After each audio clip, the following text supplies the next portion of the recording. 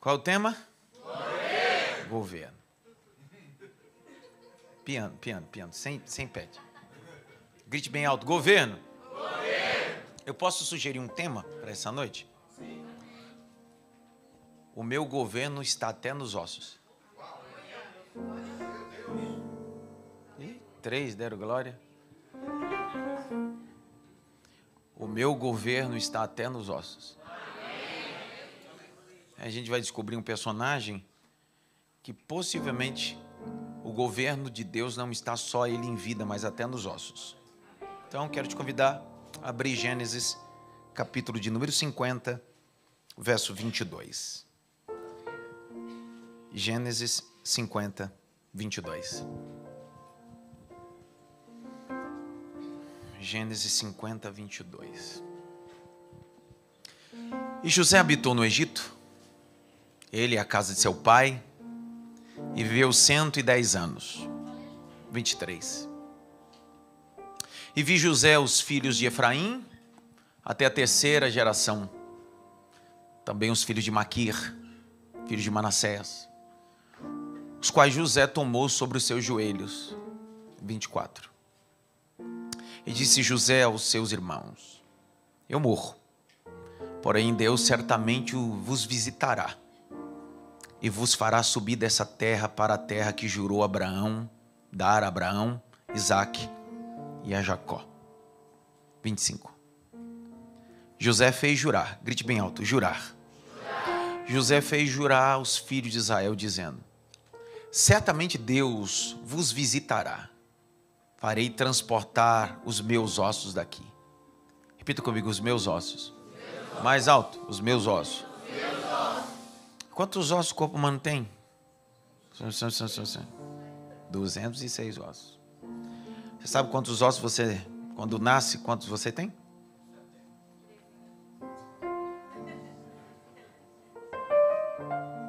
Você sabe que quando você nasce tem mais de 300 ossos. Sabem disso, né? Eu tenho irmã que fez o sinal da cruz e crê em Deus Padre. Nem sabia.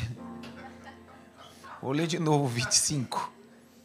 Ai, meu Deus. José fez jurar aos filhos de Israel, dizendo: certamente Deus visitará e farei transportar os meus ossos daqui. 26 é o último verso. Morreu José, da idade de 110 anos. Foi mumificado, embalsamar é o estado de mumificação, estabelecido pelo antigo Egito, e puseram num caixão ou numa caixa. Grite bem alto, caixão. Mais alto, caixão. Pega na mão de alguém e diga para ele assim: governo até nos ossos.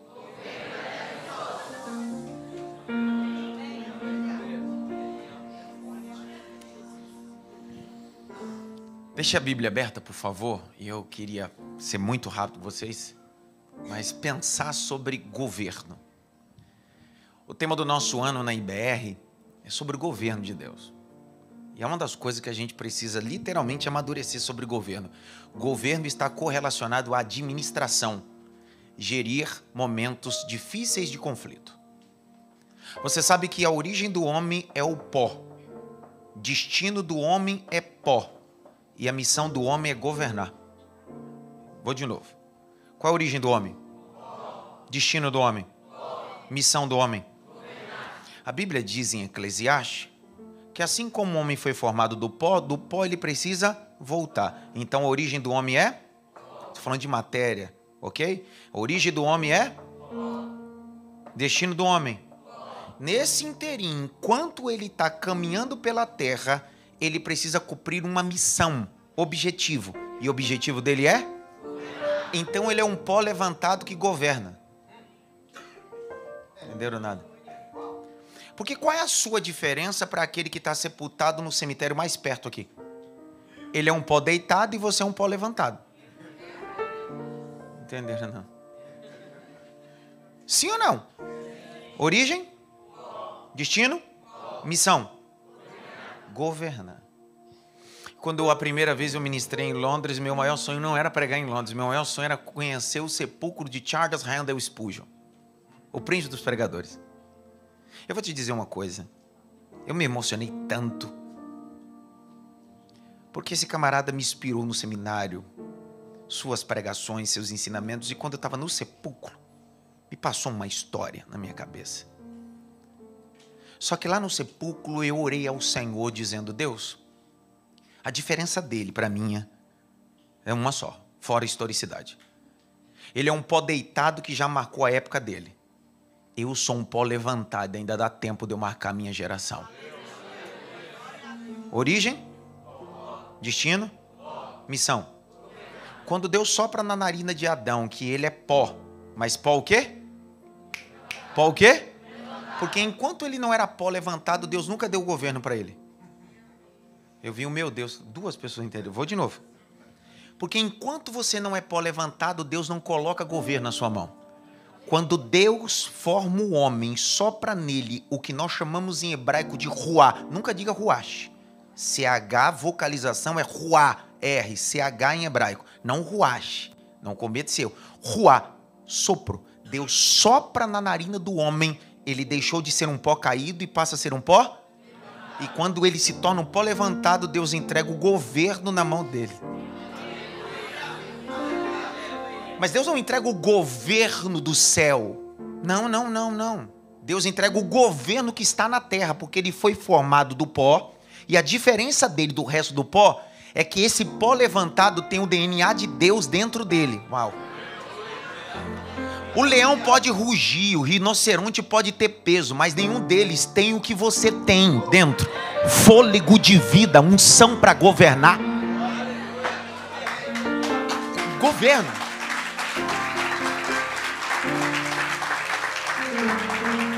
Você lembra o que Deus disse? Quando Deus... Origem mesmo é o quê? Fala comigo. Origem é o quê mesmo? Destino. E missão. Se você não governa, você está deixando de cumprir o propósito que Deus te criou.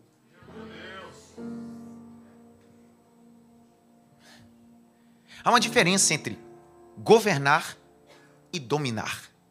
Porque quem governa, administra. Eu vi um amém.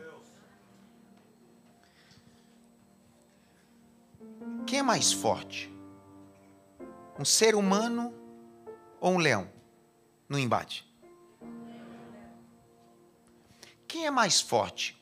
Um rinoceronte ou um hipopótamo ou um ser humano? Você sabe, eu visitei já a África algumas vezes. Você sabe que o animal que mais mata na África é o hipopótamo.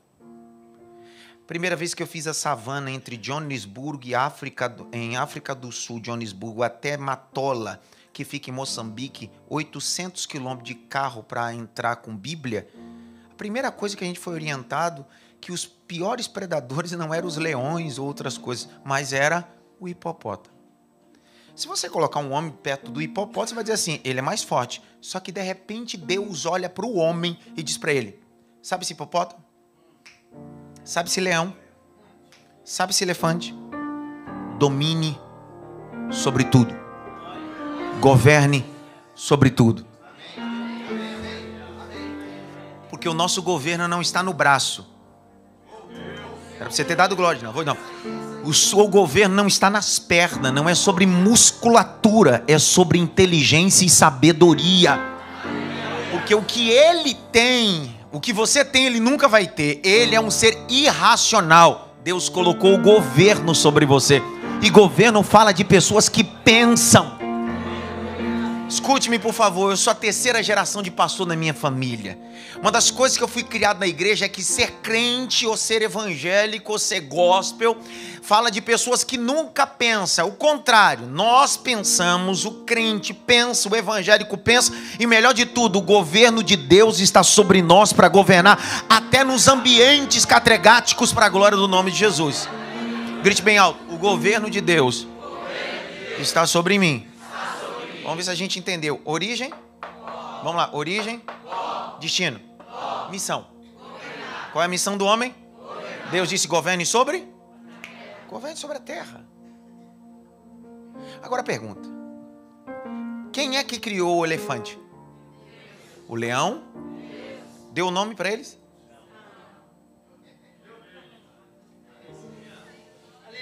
Era você ter dado glória. De novo.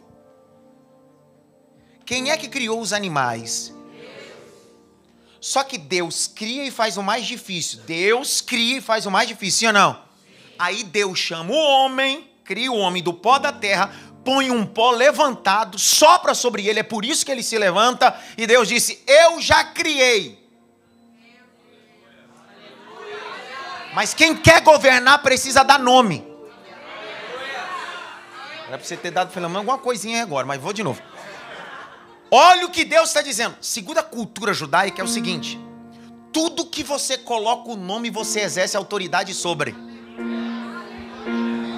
Entenderam? Vou de novo. Ó, segundo a cultura judaica, o Midrashim, o Talmud, que são textos judaicos, tudo que você nomeia, você exerce autoridade sobre, governo sobre. Alguém sabe o nome de Deus? Não tem. É tetragrama. É impronunciável. Por que que Deus nunca disse o seu nome próprio? Porque tudo que tem nome próprio você pode exercer autoridade sobre. Por que que Deus está chamando o homem, está dizendo: eu criei, mas vou deixar você colocar o nome? Porque tudo que você coloca o nome, você exerce governo sobre ele.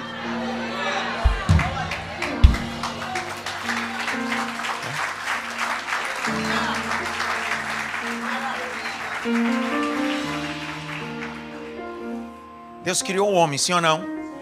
O que é que saiu de dentro do homem? O que é que saiu de dentro do homem? Vamos lá de novo. O que é que saiu de dentro do homem? Qual era o nome dela? Não.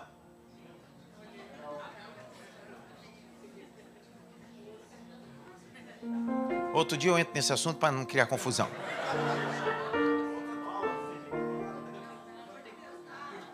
Fala ou não fala? Não, não vou falar. Que conversa, não vou falar nada.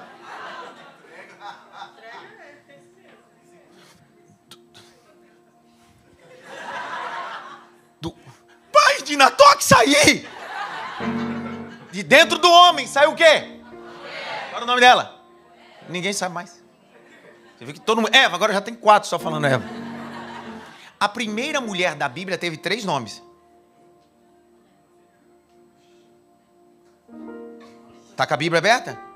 Vamos lá, pra você ver. Gênesis. Meu Deus do céu, vai dar problema. Gênesis 2:23. Põe na tela aqui, por favor. Põe. Obrigado.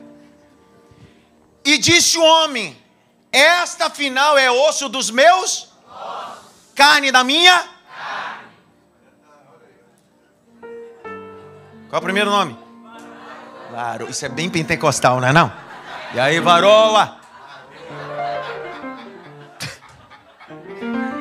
Primeiro Adão era penteca, cara. Xiii. Na primeira igreja que tinha era Adão e a mulher. E aí, varô? Paz. Qual é o primeiro nome dela? Quem deu o nome? Foi Adão. Quer o segundo nome? Vai lá. Gênesis, capítulo de número 3, verso 20. 3:20. E deu o homem um nome de... que é vida em hebraico. Então já encontramos 2 nomes.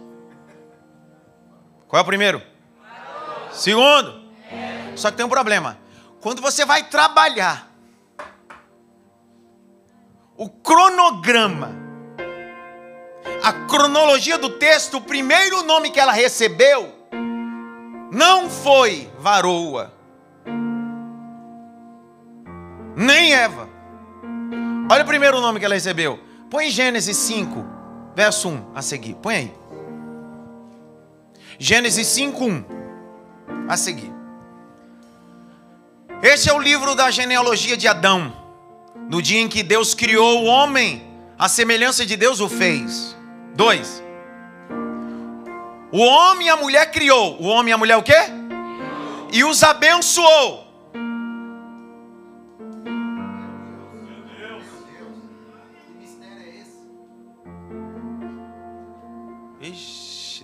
nó agora na cabeça. Como é que Deus chamou a mulher? Deus está dizendo, ela para mim é a mesma coisa que você. Porque é você que precisa dar título daquilo que eu fiz aparecer do que estava dentro de você. Uau. Então presta atenção. Daí vem-se a ideia. Se o próprio Deus está dizendo que Adão e Eva para ele é a mesma pessoa, por isso que o diabo, quando tocou em Jó, tocou nos filhos, tocou nos bens, mas nunca tocou na esposa. Porque quando o homem se casa, se torna uma só. Tá aí, poxa. Aonde não cabe tua mulher, não cabe você. Aonde desonra tua esposa, desonra você. Por isso que no dia que ela comeu o fruto, deu para ele, poderia ser injustiça dizendo bem assim, vou expulsar só ela. Deus disse, para mim você e ela é a mesma coisa. Estão comigo, sim ou não? Então olha para cá. Qual é a origem? Qual é a origem? Destino? E missão? A Bíblia diz, aquele que não governa bem a sua casa. Você pode ser o maior pregador, cantor, pode ser o que for. Só que Deus está dizendo, eu não estou atrás do seu talento, estou atrás do seu governo. Se você não consegue governar a sua casa, você não pode cuidar das minhas coisas. Vixe. Dá uma olhadinha pelo menos para três assim, dá um glória para disfarçar, poxa.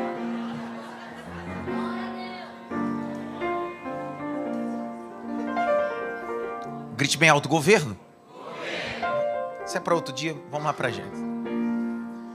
Eu penso que a figura do governo veterotestamentário é José. José é a quarta geração.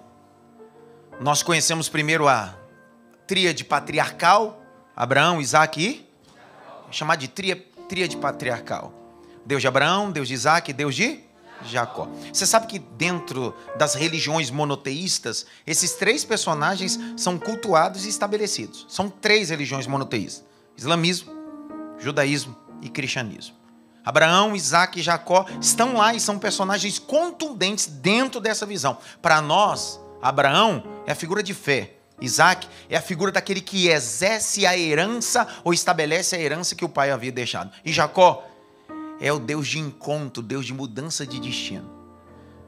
Depois que Deus estabelece a sua aliança, acontece o que nós chamamos de princípio de propósito. Grite bem alto, propósito. Se eu estou lendo o capítulo 50, eu estou falando de José. E José é aquele mesmo que foi vendido. Grite bem alto, vendido. Só que no capítulo 50 não está falando da venda, já está falando do final da sua vida. Ele já foi vendido, comprado, superado, governando. Está na benção. Aqui é o final dos dias dele. Por isso a gente precisa fazer rebobinar algumas fitas aqui ou um pouquinho atrás para a gente entender. Quem era José? José, dentro do cenário bíblico, está dentro de uma casa patriarcal, a casa de Jacó. Grite bem alto, Jacó. Mais alto, Jacó. E Jacó era aquele que a bênção das tribos deveriam ser estabelecidas. Havia todo um propósito. Porque Jacó foi criado da casa de seu pai e sua mãe, Isaac e Rebeca, e depois de uma negociata, de um momento bem turbulento, familiarmente falando, ele precisa sair vazado. Permita usar essa expressão, vazado. Você sabe o que é vazado? Corrido. Né? Vazado é corrido. Capítulo 28, sua mãe prepara uma trouxa. Sabe aquela trouxa do Chaves? Faz uma trouxa, meu filho, vai embora, senão teu irmão vai te pegar, Esaú. Capítulo 28, verso 10, ele está no deserto. Sem dinheiro, fora de casa. E um mapa na mão dizendo, você precisa chegar à casa de um parente meu chamado Labão. Naquele dia ele pega uma pedra, transforma em travesseiro, tem um sonho, uma escada que bate do céu à terra e anjos que sobem e descem. Quando ele acorda, pega o óleo, unge aquela pedra e diz, isso aqui não é outro lugar que tão terrível esse lugar, isso aqui é a porta dos céus. Jacó vai para a casa de Labão e fica 20 anos. Durante 20 anos, 10 vezes o salário dele foi trocado. 10 vezes ele teve que viver o período daquilo que ele plantou colhendo, porque a fatura chega, não tem jeito. Mas a melhor coisa é a gente pagar a fatura com Deus no propósito. Até que os 20 anos se concluem, Jacó vai sair da casa de Labão e sai pela porta da frente. Casado, com família e próspero. Grite bem alto, próspero. Porque prosperidade não é ter, é ser. Quando ele sai, capítulo de número 31, 30, 31 e 32, vai dizer que quando ele sai da casa de Labão, 20 anos depois, tem uma caravana de anjos em Manaim esperando ele. Ele se encontra com essa caravana de anjos. Parece que estava esperando Jacó em sua casa. Depois daquilo, Jacó tem que ter um encontro com o seu irmão Esaú. Ele acabou de ter um encontro com a caravana de anjos, mas ele disse, eu preciso me encontrar com Deus desses anjos. Ele desce ao Val de Jaboque e tem um encontro, uma teofania, Deus, fania, aparição. Não é um arcanjo, não é Miguel, não é Gabriel, não é um serafim, é o próprio Cristo manifesto ali. Ele segura no anjo. Você sabe que Jacó em hebraico significa agarrar, ou aquele que agarra. Jacó agarrou duas coisas na vida, o calcanhar do irmão e não mudou nada, mas o dia que ele agarrou Deus, Deus mudou sua história. Ele segura no anjo e começa uma briga, e a briga não é contra Deus, só lê o texto devagarzinho, você vai perceber, ele nunca lutou contra Deus, ele lutou contra ele mesmo e os homens, porque a pior guerra que a gente tem não é fora, é aqui. Naquele dia o anjo olha para ele e diz assim, teu nome não será mais Jacó, mas será Israel. Deus mudou a identidade dele. Melhor do que mudar a identidade, Deus tocou nele. Melhor do que tocar, Deus marcou ele. Ele saiu daquele val andando diferente, com nome diferente, tudo mudado. Então eu não acredito no evangelho que não muda minha caminhada, não muda o meu caráter, não muda minha fala. O evangelho tem o poder de mudar tudo. Jacó sai. Só que começa o capítulo 37 do texto do Gênesis e vai começar a história de Josézinho. O José. O que vai se tornar governador. Mas a gente não começa governando. A gente começa administrando o sonho que Deus deu pra gente. Tem gente querendo governar sem ter a sabedoria de administrar o sonho que Deus deu. Outro dia eu vi alguém empolgado dizendo bem assim, Deus vai realizar os seus sonhos. Não. Ele não é o gênio da lâmpada. Não vai realizar seus sonhos. Porque os sonhos que José teve nunca veio do seu córtex cerebral. Não era empoderamento do mesmo. Os sonhos que ele teve, na verdade, capítulo 37 é 2. Foi Deus que deu os 2. Porque uma vez que Deus coloca um sonho, Deus patrocina o sonho que ele colocou. Não quer dizer que você não tem direito de sonhar, mas entre os seus sonhos e o sonho dele, te garanto uma coisa, o sonho dele é maior e mais absoluto para a glória do nome dele. Você conhece o texto? Ele vai atrás dos seus irmãos, os seus irmãos estão tramando pegá-lo e matá-lo. Mas enquanto estão tramando, o texto diz que Deus tem um projeto. Grite bem alto, projeto. Estão comigo, sim ou não? Sim. Deus tem um projeto. Se os 2 sonhos falam de governo, aquele governo tinha um endereço para começar. É no Egito. Grite bem alto, Egito. Ei, existem circunstâncias que vão manifestar o propósito. Vou de novo. Existem circunstâncias que vão manifestar o propósito de Deus. Quando chegam, pegam a túnica de José, tem uma cisterna sem água e jogam ele. Sim ou não? O texto diz, mata, não mata, mata, não mata, mata, não mata. Aí o irmão mais velho diz assim, não mata não, vende. Vende para onde? Vamos vender para o Egito. Percebeu que o que eles parecem que estão fazendo ser um momento de denegrir, está empurrando José para o propósito. Vou de novo. Existem coisas que vêm contra a nossa vida que parecem ser ruins, mas estão nos empurrando para o propósito que Deus tem para nós. Eu vi aí. Chegou comigo. Deus de Abraão, Deus de Isaac, Deus de... Vamos lá. Deus de Abraão, Deus de Isaac, Deus de... Quando José vai morrer, ele vai destacar a tríade patriarcal. Ok? Ele está dizendo bem assim, eu sei que Deus certamente visitará essa terra. Como Deus prometeu, o Deus de Abraão, Deus de Isaac e o Deus de Jacó. Quando ele está dentro da cisterna com 17 anos, o Deus que está sentado no trono continua sendo o mesmo Deus. O Deus de Abraão, o Deus de Isaac e o Deus de Jacó. É o Deus do bisavô, é o Deus do avô e o Deus do pai dele. Deus está dizendo, fica tranquilo, parafraseando, eu tenho propósito nessa cisterna. Quando eles levantam a cabeça, quem é que está vindo no meio do deserto? Que eles estão indo passar em destino ao Egito uma caravana. Caravana de quem? Abre o capítulo 37, abre a Bíblia, vai. Capítulo 37, olha o detalhe. Capítulo 37, verso de número 26 e 27 e 28.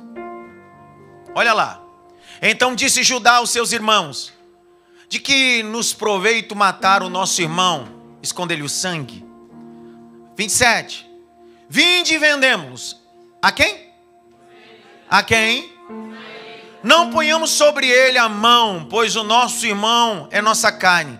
Seus irmãos concordaram. Olha o 28. E passando os mercadores midianitas, e os irmãos de José alçaram e tiraram da cisterna e venderam por 20 ciclos de prata. A quem? Que iam para onde? Olha para cá, por favor, nos meus olhos. Parece que as coisas estão desconectadas, mas está tudo conectado debaixo de um propósito. Se não der glória agora, você vai ver. Pega essa aqui. Se você rebobinar a fita, você vai chegar a Gênesis 19. O pai Abraão está em casa. Na primeira vez, Deus disse: não deixe Agar ir embora. Não deixe Agar ir embora com Ismael. Só que no capítulo 21... o Isaac já nasceu dentro de casa e há um conflito no capítulo 21. Dentro desse conflito, Sara olha para o maridão assim: ou ela, ou eu. Meu filho, ou o filho dela. Abraão fica chateado com uma situação, porque ele já tinha vivido essa mesma crise no capítulo 19. Só que nessa crise do capítulo 21, Deus desce para falar com o pai Abraão. Deus descendo disse: Abraão, fica tranquilo. Prepara o odre com água, prepara o pão e envia Agar e Ismael para fora. Fique tranquilo. Ela pega um pedaço de pão, um odre com água e vai para o deserto. Pega o menino depois que a água acaba. Há um tiro de flecha, o menino está chorando e o anjo desce no meio do deserto. E o anjo desce com profecias e com verdades absolutas. Diz: o Senhor ouviu o choro do menino. O menino será grande nesse deserto, ele será flecheiro. Entenderam nada? O céu está gritando e a mulher está vivendo em crise, mas o céu está dizendo: o menino não morre, a sua descendência não morre, porque eu já estou no amanhã e ele será grande nesse ambiente. O texto se fecha ali, não se sabe mais sobre Ismael, exceto no dia da morte de Abraão, no seu sepultamento, que Abraão e Isaac se encontram. Passa a geração de Isaac, passa a geração de Jacó, e está lá José agora dentro de uma cisterna, e os irmãos ismaelitas, que são descendentes de Ismael, estão no deserto. Ismael já está morto, mas a sua descendência continua contribuindo para o Deus de Abraão, Deus de Isaac, Deus de Jacó. Era para você ter pegado o peso dessa palavra. Existem pessoas que você viveu rupturas tão dolorosas e profundas que parecem amargar no céu da boca, mas assim diz o Senhor: há um propósito nisso, há um propósito nisso, há um propósito nisso. Tem uma caravana de ismaelita vindo, e eu imagino o capricho de Deus dizendo: é, Abraão, naquele dia você não entendeu, é porque eu não estava naquele dia, eu estava nesse dia. Eu não estava só naquele dia, eu estava nesse dia preparando uma caravana para levar a tua descendência até o lugar que eu tenho.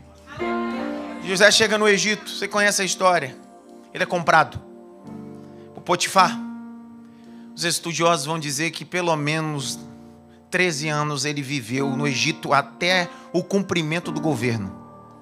Desses 13 anos, pelo menos 10 ele passou na cadeia. 3 deles na casa de Potifar.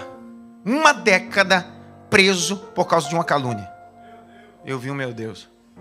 Só que eu te desafio: toda vez que você lê sobre José, alguém está entregando uma chave para ele.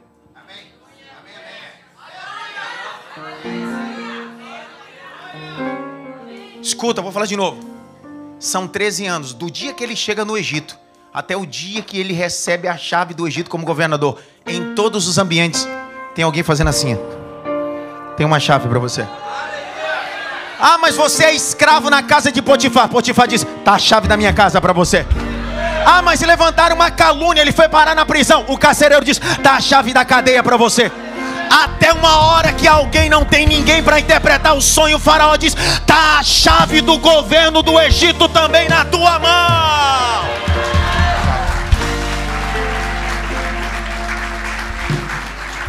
Ó, Governo é ter a capacidade de governar não só nas coisas grandes. Uau. Pode ler com cuidado a biografia de José. Ele está na casa de Potifar, tem gente entregando a chave na mão dele. Ele está preso, entregando a chave na mão dele. Porque governar trata de confiabilidade. Você só entrega governo para pessoas que você confia. Meu Deus. Grite bem alto: esse ano Deus vai colocar coisas importantes na minha mão. Eu senti o peso da palavra aqui, tá? Escute debaixo do sangue de Jesus. Esse ano de 2025, Deus vai usar pessoas importantes a colocar chaves de governo na tua mão. Você vai transmitir confiança. O poder do Espírito de Deus está sobre você. Sim.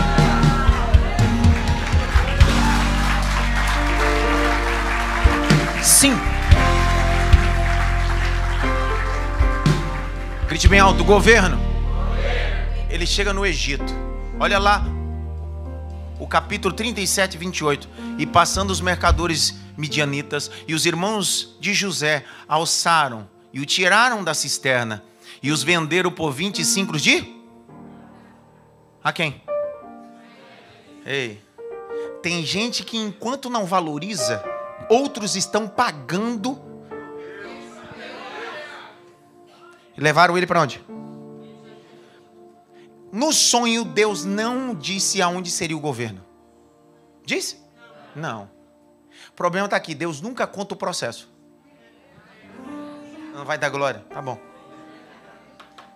Cá para nós. Se Deus desse para ele todo o processo, você acha que ele contaria o sonho? Ele dizia assim: crente Deus Padre, quero isso não. Os dois sonhos Deus só mostrou o final. Vou de novo. São os astros se curvando a ele, são feixes se curvando a ele. Deus não conta nem o começo, nem o meio. Deus só conta. Porque processo você não conta, você convida a passar.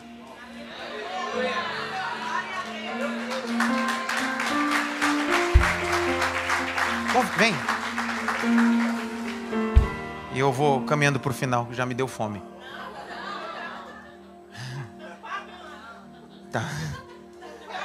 Isso é um código nosso do ITEPA, poxa. É um código nosso. O texto diz que José vai para o Egito e se torna governador. Grite bem alto: governador. Ó. O governo só vem na mão dele porque ele precisa administrar na bonança e na crise. São 7 anos de vaca gordas, mas virá a crise. E é na crise que revela o meu governo. Ah, o casamento está bem. Isso não revela seu governo. São crises conjugais que vai revelar o seu governo. Governo, administração. O texto diz que a descendência de Jacó vai descer com o pai. Você conhece a história? Segundo o Êxodo, capítulo 1, desceu 70. E eles vão residir no Egito através de José. Por quê? Porque o Egito só tem o que tem porque tem um José que governa. O mérito nunca será do faraó, o mérito nunca será de José, o mérito está no Deus de José. Uau. Okay. Só que José sabe que o Egito não é um lugar eterno. É um lugar de passagem. Põe na tela, por favor, capítulo 50. E eu vou caminhando para o final para fechar isso aqui. Capítulo 50. Põe na tela. Pelo amor de Deus, põe logo. Capítulo 50, o versículo que a gente estava lendo. Verso de número 23. Vai. Isso. E viu José os filhos de Efraim até a 3ª geração. E também os filhos de Maqui, filho de Manassés, os quais José tomou sobre os seus joelhos. 24. E disse José aos seus irmãos: eu morro.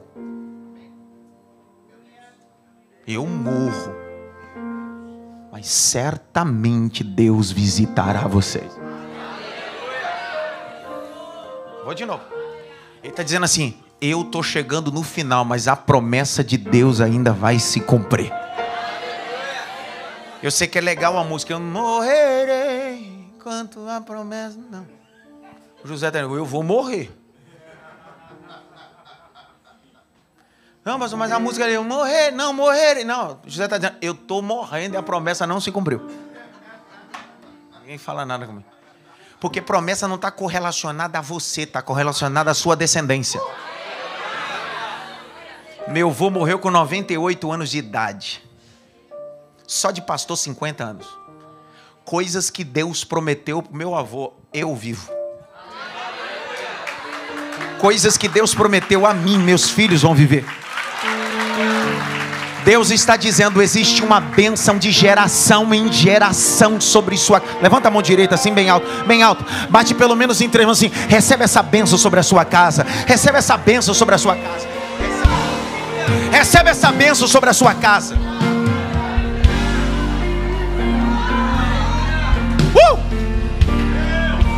Deixa eu correr. Certamente Ele vai visitar vocês e vos fará subir. Geografia, topografia bíblica. O Egito ficava embaixo, o Canaã ficava em cima. Você não der glória agora, você vai ver. Do que é que esse cara está falando, esse José? Porque o cara está morrendo. A descendência dele está abençoada. O texto diz que ele já viu a terceira Está escrito ou não? Tá, o cara é governador. Mas o cara, ao invés de dizer assim, olha, eu deixei uma poupança aqui para você, vai ficar tranquilo. Ele diz assim, não coloque o coração aqui.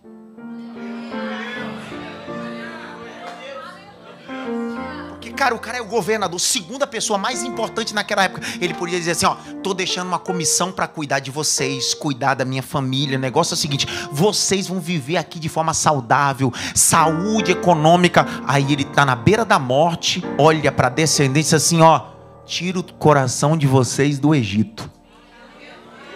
Porque certamente Deus visitará vocês. E vos fará subir para a terra que mana leite e mel. Aí no final do versículo você dá glória. Por que ele está dizendo isso? Aí olha o texto. Vos fará subir desta terra que jurou a dar a Abraão, Isaque e Jacó. Pergunta a mim. O que ele está falando? Pergunta, vai. Não, fala mais alto. O que ele está falando? Gênesis capítulo 15. Abre logo essa Bíblia. Vai logo. Gênesis 15. Gênesis 15, verso de número... Meu Deus. 12. Não sei se eles vão crer, Senhor. Mas eu vou ler mesmo assim. 15, 12. E poção, o sol, caiu profundo sono sobre Abrão. Grande pavor, cerradas trevas e acometeram. Verso de número 13. Então lhe foi dito, sabe com certeza que a tua posteridade será peregrina em terra alheia.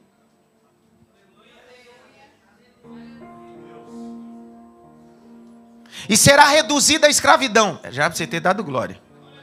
Será afligida por quantos anos? Tem um problema, olha para mim nos meus olhos. Quando Abraão está com crise dentro da tenda e Deus pede para ele sair de dentro da tenda, ele está reclamando porque ele não tem filhos. Isaque só nasceu no capítulo 21. Ismael só nasceu no capítulo 19. Aqui nem Abraão ele se chama, é Abrão. Ele está com crise dentro da tenda e Deus diz, sai dessa tenda, sai daí, sai, senão te mato você, sai daí, Abraão. Não está escrito assim, mas certamente. Sai daí, sai, ele sai. Conta essas estrelas, vê se você consegue.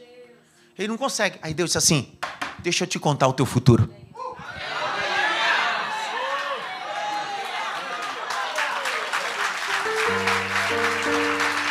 Irmão, dentro do pacote do futuro da descendência de Abraão, Deus está dizendo, ei Abraão, deixa eu te contar uma coisa que você nem está sabendo. Você nem tem Isaque, não tem Ismael, mas lá na frente eles vão se cruzar. Deus disse assim, olha, a tua posteridade será peregrina em terra estranha, Egito. Será subjugado por 400 anos. Quantos anos o povo ficou no Egito? Êxodo, abre logo Êxodo. Capítulo 13, abre logo Êxodo. Se não der glória agora você vai ver. Êxodo, capítulo de número 12, verso de número 40. Só vou ler, não é possível que você não vai dar um glória. E o tempo que os filhos de Israel habitaram no Egito foi de 430 anos.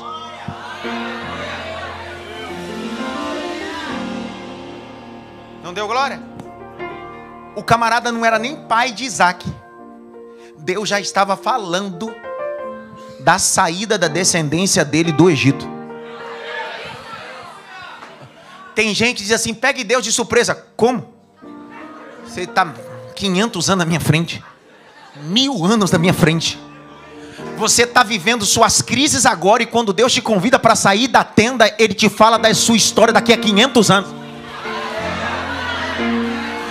Por isso que no dia que Abraão está subindo um monte na terra de Moriá, ele olha para Isaac e diz assim, meu filho, fique tranquilo, Deus proverá. A palavra prover é uma palavra que tem junção latim, que do latim significa providere, pro antes, videre é ver. O que Abraão está dizendo para Isaac é, fica tranquilo meu filho, o nosso Deus já viu antes da gente sair de casa, antes de eu subir nessa montanha, Ele é Deus Todo-Poderoso.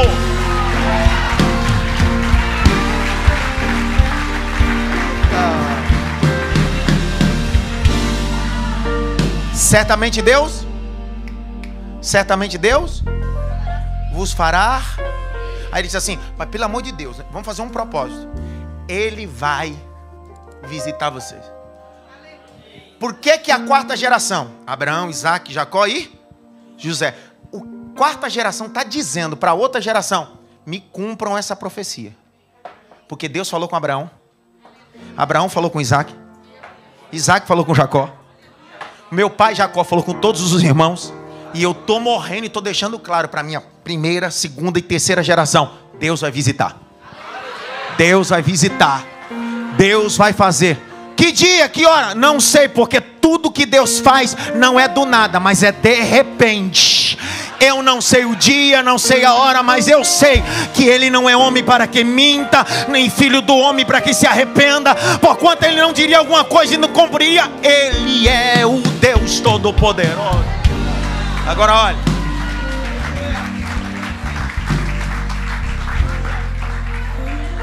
Baseado no texto que eu li com vocês em Êxodo, eles ficaram 400 ou 430 anos, completo todo no Egito.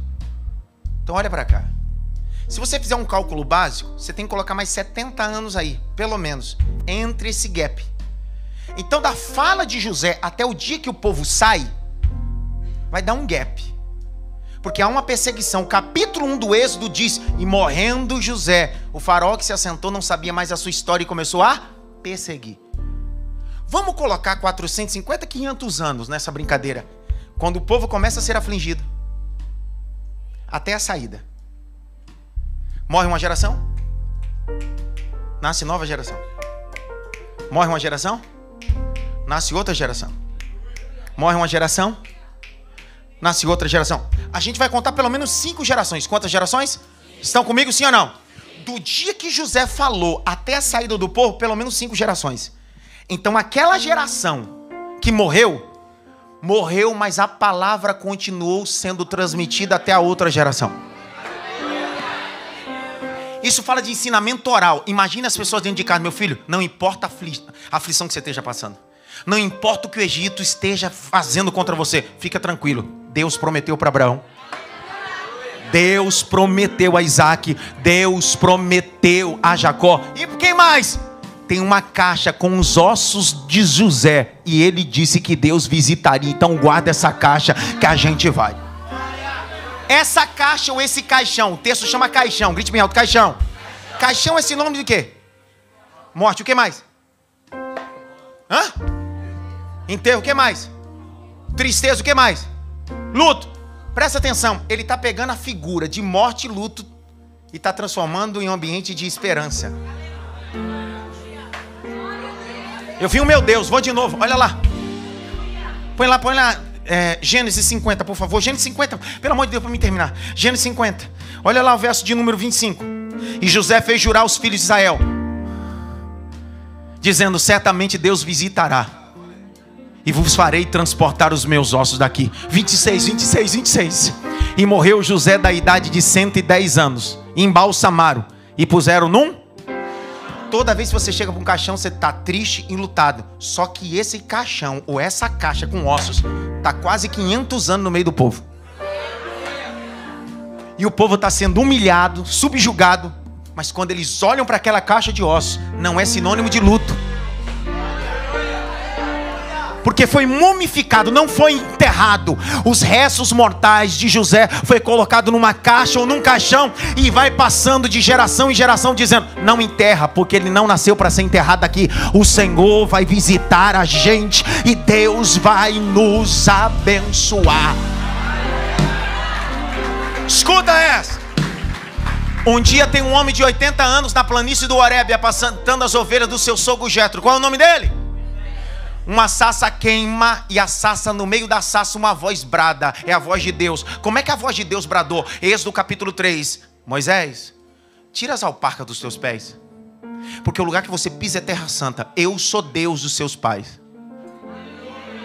Deus de Abraão, Deus de Isaac, Deus de Jacó. O que Deus estava consultando o corte cerebral de Moisés é o seguinte: tudo que passou de geração em geração, chegou a hora de cumprir. Chegou a hora de eu visitar o meu povo. Chegou a hora de eu estabelecer o meu governo sobre o meu povo. Deus envia quantas pragas sobre o Egito? Para tirar o povo de onde? E quantos mandamentos Deus enviou para o povo? Então 10 pragas é para tirar o povo do Egito. Mandamento é para tirar o Egito de dentro do povo.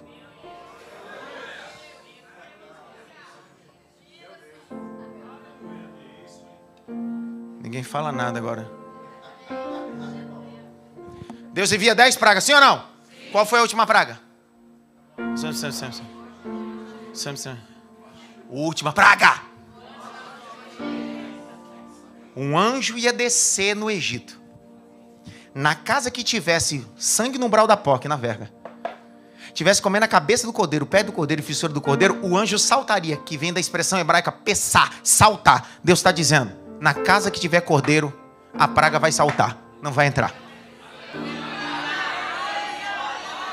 Só que o capítulo 12 do Êxodo diz assim: coma apressadamente, cajado na mão, sandália nos pés, porque hoje vocês vão sair pela porta da frente do Egito. Quem é que está liderando o povo? Moisés. Quem é que está liderando o povo? Quem é que está liderando o povo? Presta atenção, Moisés vai sair com o povo. Grite bem alto: saindo com o povo. E quando ele vai saindo para o povo, vai rodeando tudo, Moisés entende que não dá para sair sem levar uma coisa importante. Pegou de mim o quê? Um caixão.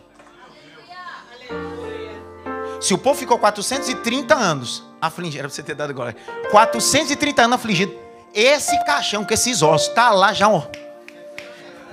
Moisés disse: ei, sim, está na hora de sair, porque eu ouvi que meu pai me disse, que meu tio me disse, que o meu pai ouviu do pai dele, que o meu bisavô contou, que Deus visitaria, mas tem um caixão aqui que é o sinônimo da nossa esperança. Capítulo de número 13 do Êxodo, põe na tela.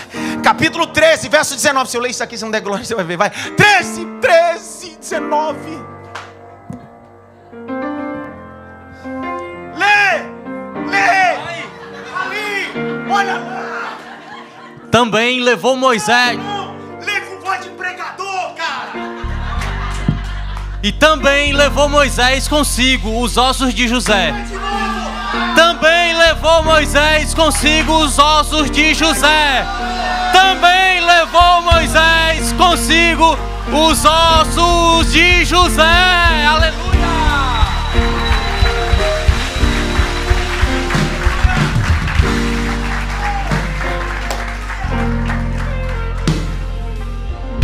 Ele governa até com os ossos, porque ele está dando destino ao povo a partir do governo que Deus deu para ele. Você não precisa estar vivo para governar, você precisa se submeter ao governo de Deus, que você governa mesmo morto. Tinha mais 2 versículos, mas não dá tempo.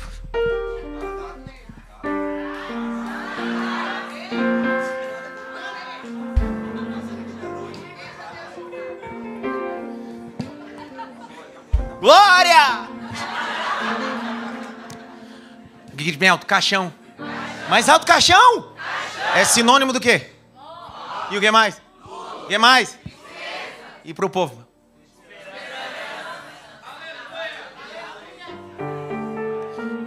Imagina a cena. A Bíblia diz que saiu 600 mil fora mulheres e crianças. Um historiador judeu chamado Flávio Josefo, o mais importante, diz que saiu cerca de 3 milhões de pessoas. No meio de 3 milhões de pessoas, quem é que está no meio? Um caixão. Quem está olhando diz assim, menino, esse é o culto fúnebre mais frequentado de todos os tempos. É 3 milhões de gente levando um caixão. Só que eles entram onde? No deserto. Quanto tempo eles ficaram? Uns 2 meses no deserto, não foi isso? Não, quanto tempo? E foi, olha.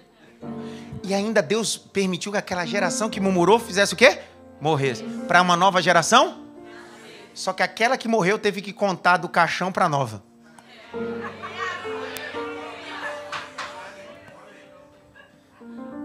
Quem que assumiu a liderança do povo no deserto? No lugar... Não, depois de Moisés. Moisés teve que contar para quem? Sobre o caixão. Esse negócio é o seguinte, estou morrendo, vou subir ali, vai dar ruim para mim, que eu já sei que ele vai me matar, mas escuta bem, tem uma caixa aí. Ah, é a arca? Não, não, a arca é top, é a presença dele, mas tem um caixão aí com 206 ossos. Pelo amor de Deus, você não deixe isso para trás. Josué, sim, senhor Moisés, meu filho, pega esse caixão e leva nas costas. E quando você chegar na terra que mana leite e mel,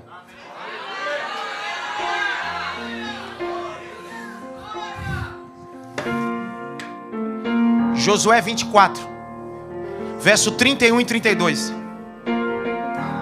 24, 31 e 32.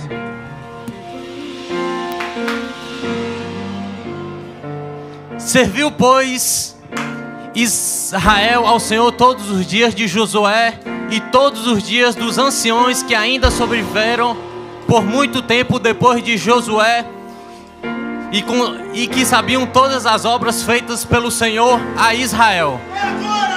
Os ossos de José, os ossos de José, os ossos de José que os filhos de Israel trouxeram do Egito, enterraram-nos em Siquém. Deus está cumprindo a promessa que foi feita para Abraão, Isaac, Jacó. E lá vai um caixão que é sinônimo de morte e de luto, chegando ao seu destino. E Deus está dizendo, continua firme no deserto, continua firme no meio do caos. Eu sou Deus que vou visitar o meu povo.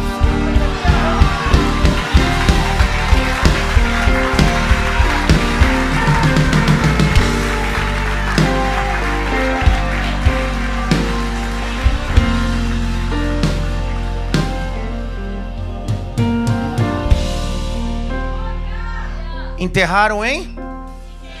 De novo, enterraram onde? Tinha a última coisa para falar, mas isso aqui é... Enterrou onde? Isso aqui é terrível, mas deixa para outro dia.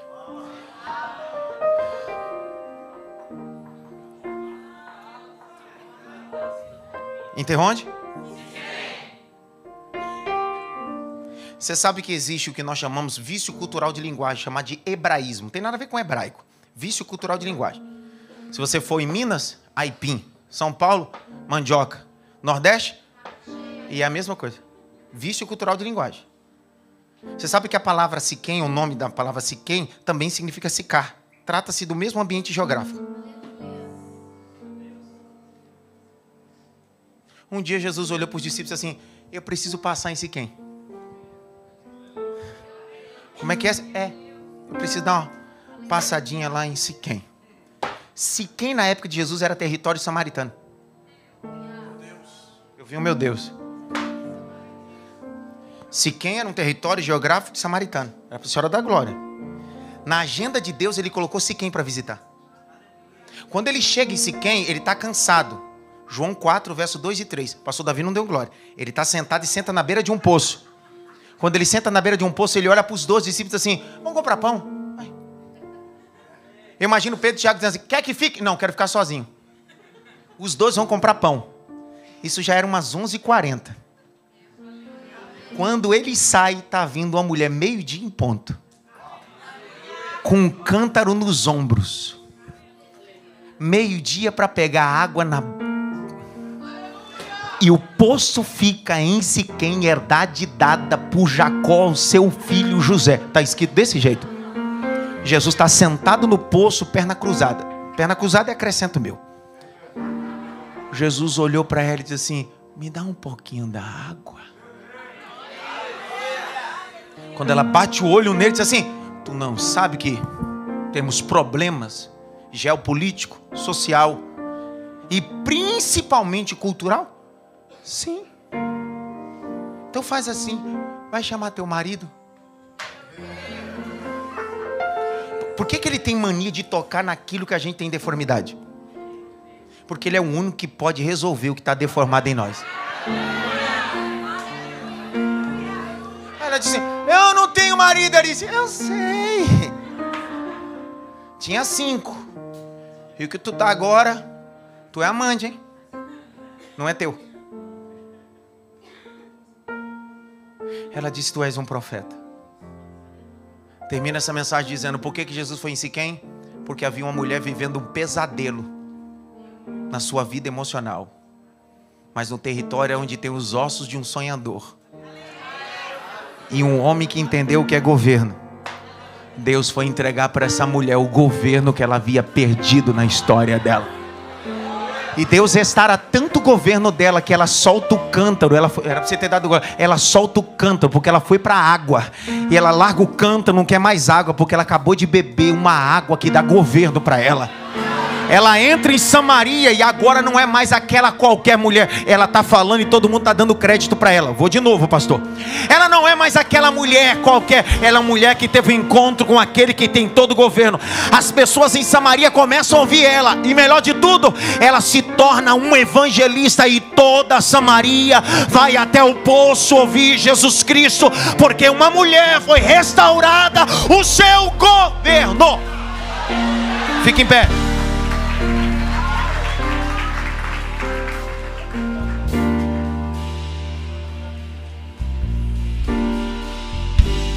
Você não precisa de dinheiro para governar.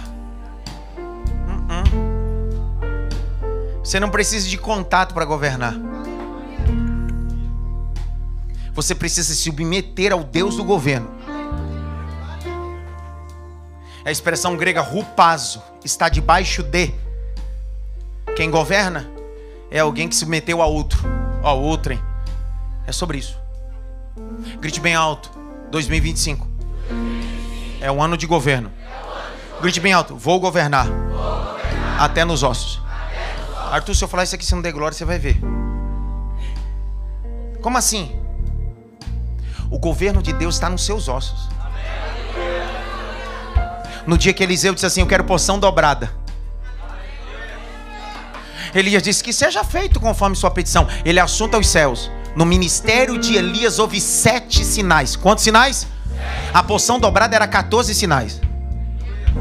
No dia que Eliseu morreu de doença, naquele exato momento só tinha acontecido 13 sinais.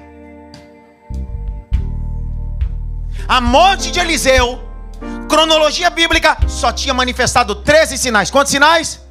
Enterraram Eliseu, os bichos comeram toda a carne e ficou só? Um dia tem uma guerra ali perto. Um soldado morre, alguém olha para a vala e só tem? Mas aqueles ossos é ossos de quem governa. Pegaram o corpo do soldado e jogaram na vala onde tinha os ossos de Eliseu. Quando bateu no osso, o soldado ressuscitou. O que Deus estava dizendo é, tem governo até nos ossos. Grite bem alto, o governo de Deus está sobre mim. Feche os teus olhos, Pai. Eu quero abençoar teus filhos. Abençoar essa casa. Abençoar esse pai, abençoar essa mãe, abençoar esse jovem. E digo a você, o governo de Deus está na sua mão. Deus está colocando chaves de governo. Não importa a circunstância que você esteja passando. Não importa se é na casa de Potifar. Existe uma chave para governar na casa de Potifar. Não importa se é na cadeia como José. Existe uma chave para governar em dias difíceis. Assim diz o Senhor: 2025 será o ano de governar em qualquer ambiente, em qualquer circunstância. Que o sangue de Jesus esteja sobre a sua cabeça. Que a graça de Deus te envolva. Que a bondade e a misericórdia do Senhor te acompanhe. E seja bem sucedido em tudo que leva o nome de Jesus. Será que tem alguém aqui para fazer barulho e glorificar com força?